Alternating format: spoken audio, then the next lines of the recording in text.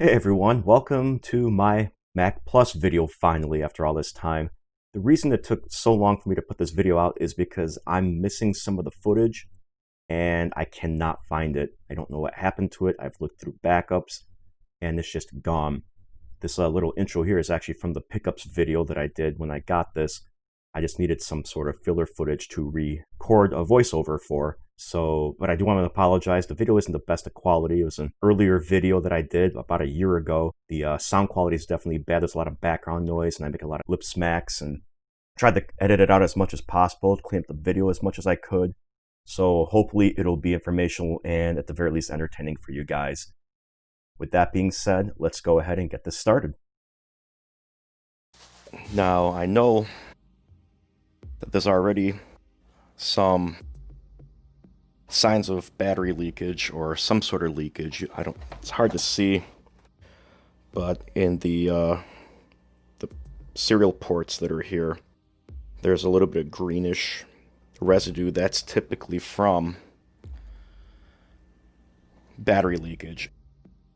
The battery in this case is a AA battery. Yeah, there's definitely some corrosion in there as well too. So let's get this AA battery out of here. Who knows how long it's been in there anyway. By the way, I'm a little perturbed right now because I'm supposed to have an Amazon order in with an appropriate screwdriver. These Macs use just a T15 Torx bit. But the problem is that there's two screws in the handle and a typical screwdriver can't get in there. So I ordered a similar length T15 bit. Hasn't come in even though the app says, hey, it was delivered. No, it wasn't.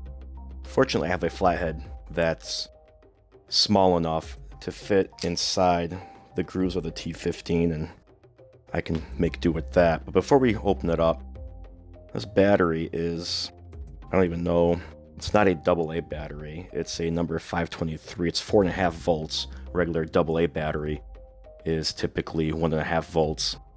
Roughly the same size though. But yeah, this is from, I don't know because there's no date code on here or anything. So hard to say, but it's an older Energizer logo. So let's go ahead and loosen these first, since they're the easier to get to. Also on the Mac Plus, the Mac 512 and the Mac 128, behind the battery terminal there's another screw. Later models of this style Mac, such as the SE, the SE30, Classic Mac, they don't have this battery in here, so the screw isn't there either. The battery is internal to those particular units, and as such they are more susceptible to damage from the battery leaking. Apparently there are no screws in there. Someone's been in here before, that's for sure.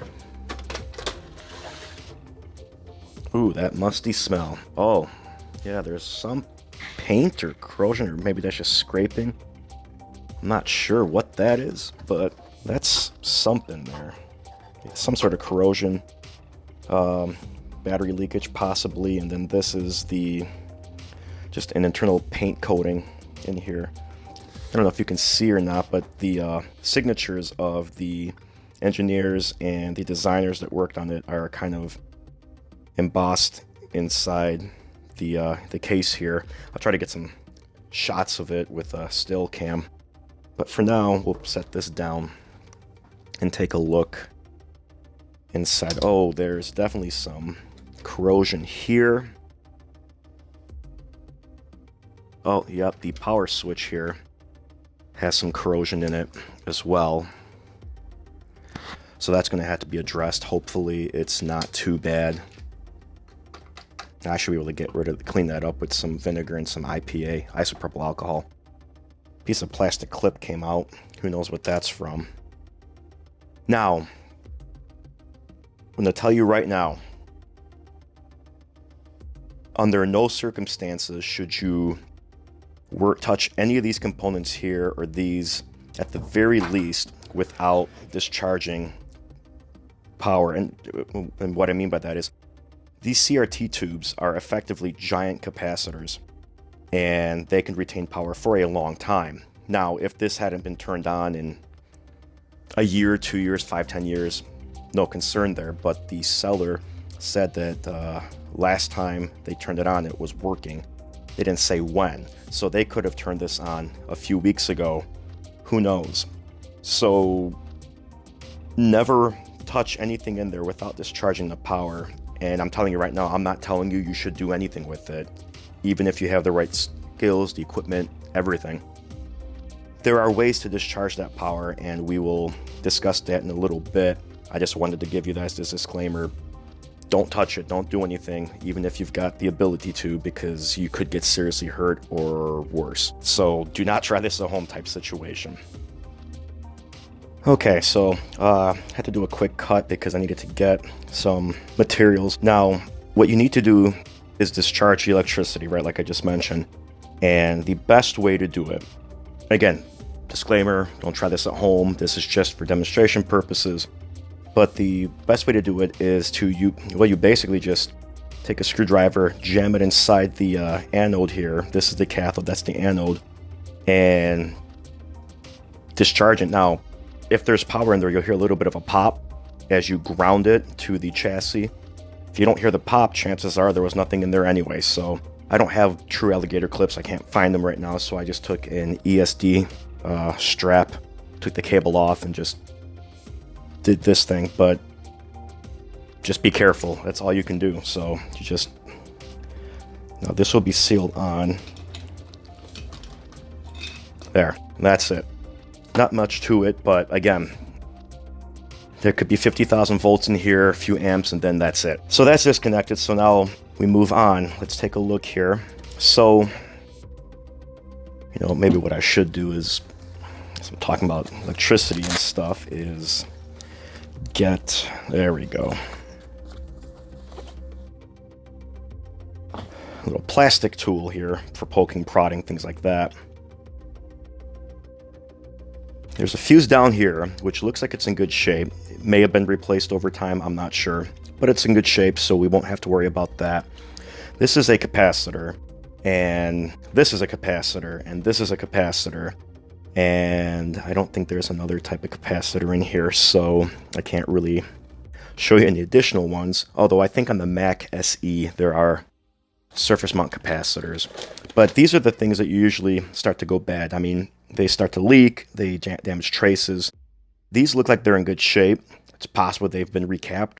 It's possible we're just lucky and that's it. However, even though they haven't leaked or anything, they could still dry out, and that can cause all kinds of issues, video issues, processing issues, power issues, etc. So I went and I bought, not just for this, but for the SE as well, replacement caps. This particular cap here is a film capacitor. That's to replace this one.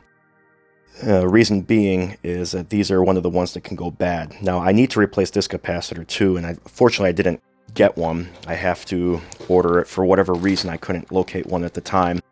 This capacitor itself will blow before anything else, and in fact, at this age, there's a good chance if I turn it on, it'll blow. It's not necessarily needed. It can be removed. I may still replace it anyway.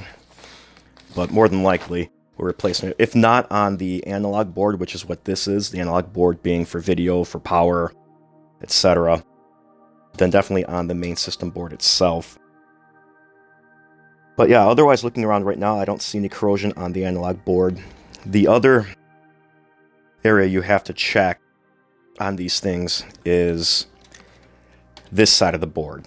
Reason being is these older Macs are known for having bad solder joints after a while. They crack, they come loose, what have you. So we'll take off this protector here, which starting with the Plus and newer versions of the Mac, newer iterations of the Mac classic style, they started using these clips to attach this on, whereas the older ones use this double-sided tape, which after so long, you're not going to remove easily, if at all. So, but even getting these clips out can be a problem just because of where they're located.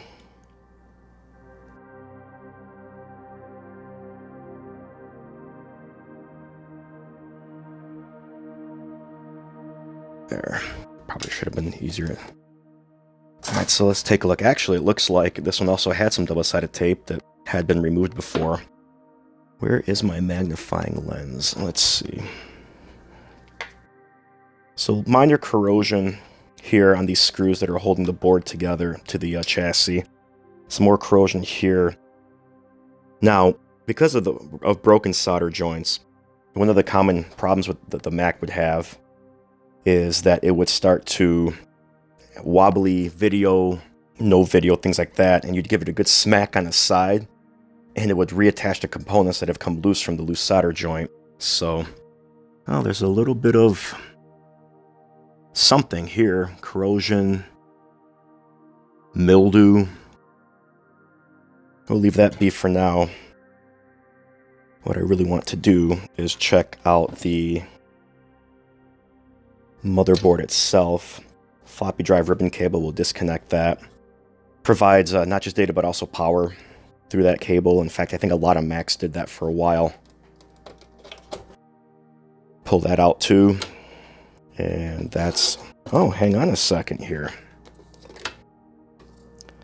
Could this have been upgraded? We're going to have to pull this board out for sure because I think I see an upgrade in here. And if that's the case, that's going to be even better, because it's possible that the seller didn't even know. Now, I think that was just the 2 cables. I don't think anything else has to come out. There are no other screws, I believe. Technically, this should just slide out, because these 2 screws are what's holding in the motherboard. Gotta do it carefully, because I want to make sure I don't damage this upgrade here, if that's what it is. It looks like this may have an upgrade on it. To a 680/30, which is awesome. This may have the full 4 megs of RAM that these are capable of. I don't know. I'll have to check these sims out. There's a little bit of corrosion though. Probably from battery leakage right here, unfortunately. But should be cleanable. That's fine. Let me move this out of the way. Set this down.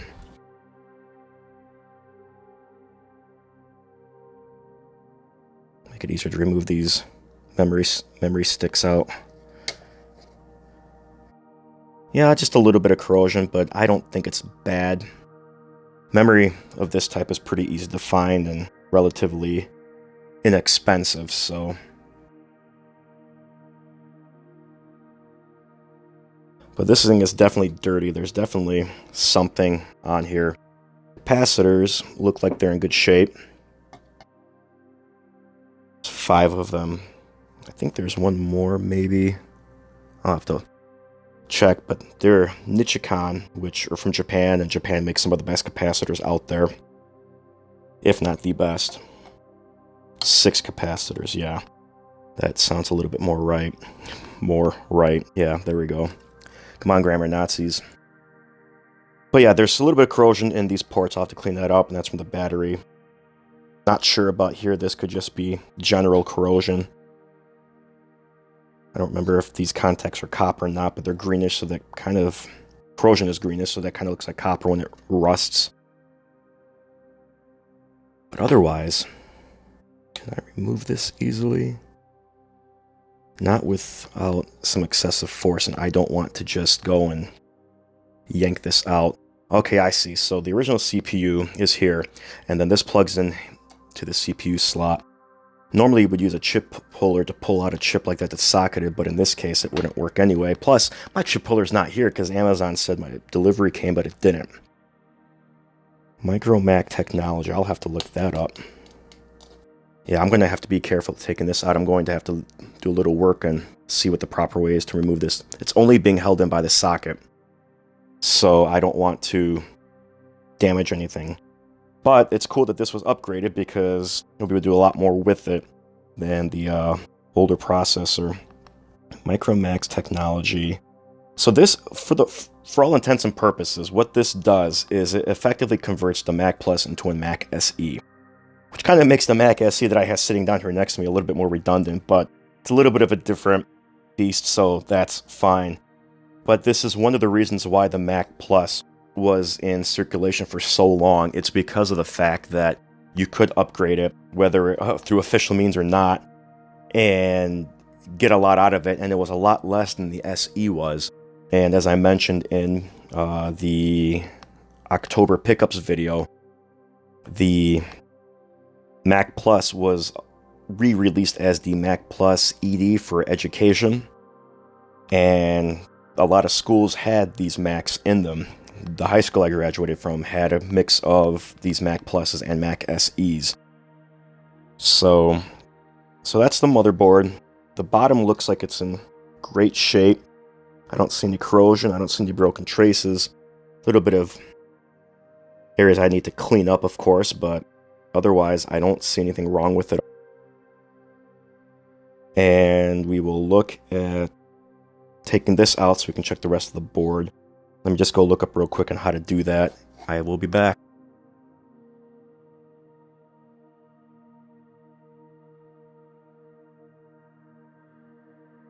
Okay, so did a quick search on 68kmla.org. It's a portable accelerator card, which is obvious. And they made these for the Mac SE, the Mac Plus, and the Mac Classic. Now, I don't know if by Classic they mean the 128 and 512, or if they mean the actual Mac Classic, which was released after the SE was. Although looking at some of these pictures, it's a very similar card, except this one has the coprocessor installed on it as well, which is great because performance will be improved by it significantly. Now, what's cool about these cards is that they were, for the most part, designed to be almost universal among some of the most of the Macs. Fortunately, I don't see any appropriate way to remove it easily, so that's fine, though. We can... Although, it looks like Micromac's website is still up and running. I don't know if you can still buy anything from there or not, but they sell different upgrade boards for different Mac models, so that's kind of cool. I'll include a more appropriate screenshot. There's that. So more than likely, I'm probably just going to have to bite the bullet and just pry it up off of here. The socket that's on here is interesting. It's kind of like a piece of plastic, and I can't tell if the original CPU is in there as well or not. And I say that because a lot of these older upgrade cards, whether it's for a Mac or for another computer, they would kind of clip on over the CPU that's built in. And it's possible that this socket was designed to go over to give this board something stronger to hold on to. Man, I really wish it was an easy way just to remove that, but it is what it is. I'll have to look at the memory too to see what kind this is. Not sure if these are... If these are 256 kilobyte sims, then this would be 1 meg. They could be 512 for 2 meg, or they could be 1 meg each for 4. I'll have to look it up. I used to know how to decode this stuff years and years and years ago when I worked on older PCs as part of my repair job days, but it's been a while. This one's going to be really tough to take out because of the accelerator card, but I wanted to remove this to get to the accelerator card more easily. Yeah, so the socket on here, it could very well just be a shroud that goes over. In fact, it is. I don't know if it's easy to be removable or not, but it's a shroud that goes over. So more than likely, this just it either goes into the CPU socket itself or it plugs in over the CPU. Man, this is really on there.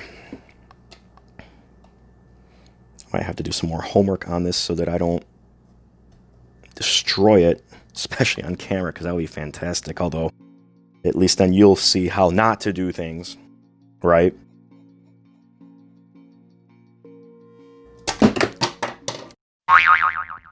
Or that. It's off, and as I suspected, this plastic shroud just goes over and it clips onto the stock CPU because the stock CPU is not in a socket. Or maybe it is. Again, it's hit or miss. I mean, the ROM chip, I believe, it is socketed. But yeah, so there's a special design socket that kind of clips on over the stock 68,000 CPU. And that gives this a place to connect. In this case, it's just another socket type situation that's soldered on, and then this connects, and that's it. So that's really cool that this has that, because I wasn't expecting it, and it gives me something new to play around with.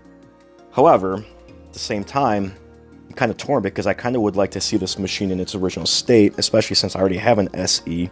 And if this in fact does work in an SE, I'd rather upgrade that than this. We'll see. I don't know what the inside of the SE looks like. It could be in worse shape than this. Therefore, this may be my go-to classic Mac. But yeah, as far as capacitors, there was nothing underneath, fortunately, so it's just these 6 axial caps here, which I do have replacements for. 2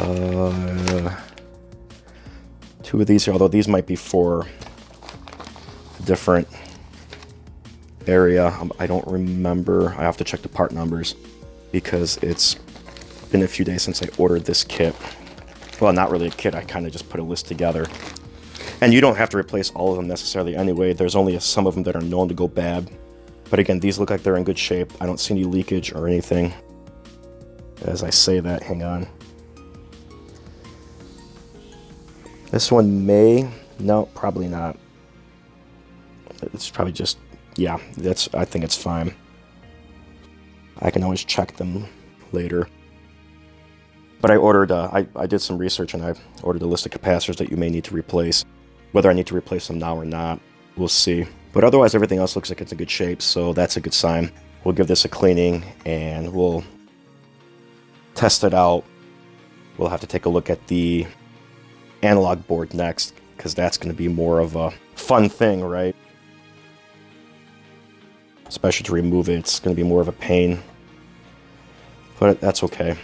We'll get that removed. I'm going to put this back on just to keep it safe.